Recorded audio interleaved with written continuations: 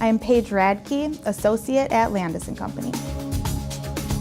Paige, I want to talk with you about correlation, which measures how different investment assets relate to one another. So essentially, if something is going down in your portfolio, you want another investment that's going up to help offset that. But sometimes even with correlation, it seems like everything's going down together. How can that be? So correlation is something that we use to help manage the risk in your account, so the risk of everything going down at the same time, but it's not a risk that we can get out completely. Correlation is based off of long-term relationships. So while that's true, there are periods of time where typically diverse assets are moving in lockstep with one another, and that can be either up or down, but it's important to remember that that's typically short-lived. So why does that happen? Why do we have these temporary lapses in correlation? Usually we see this when there is either an excess or lack of fear and uncertainty. So if there's a lack of fear and uncertainty, that's when we start to see everything going up at the same time. But when there's an excess of fear and uncertainty, that's when we see things start to go down. Take, for example, the terrorist attacks of 9/11. At that time, there was a lot of fear, which caused investors to be uncertain about the future, and they began to sell indiscriminately, which caused everything to go down at the same time.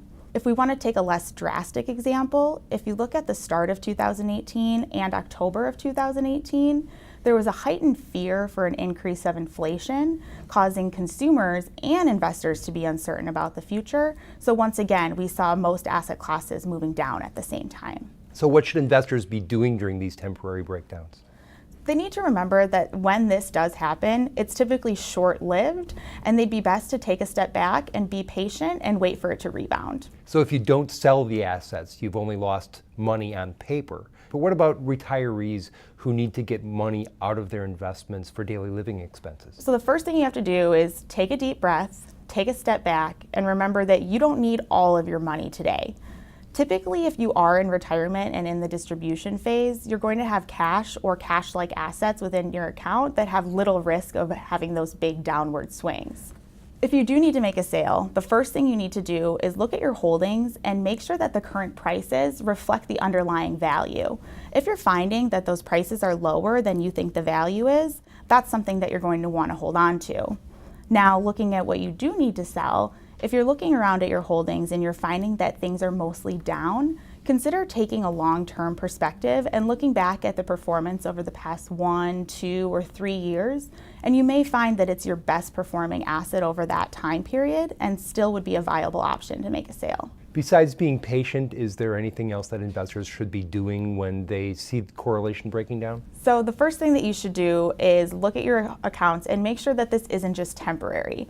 So if you look back at past performance statements and you see that all of your holdings are moving up together or down together and to the same extent, that means that you may be lacking diversification within your account.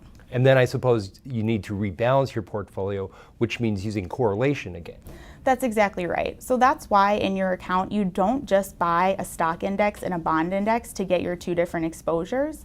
You need to construct a portfolio where you're looking at stocks, bonds, other asset classes, as well as subcategories within those asset classes to make sure that they're reacting differently to different time periods. So what you need to do is construct a portfolio in which you have your holdings that are not moving in the same direction and the same extent over the long term. And if you do that and you trust the process, you should stay out of trouble.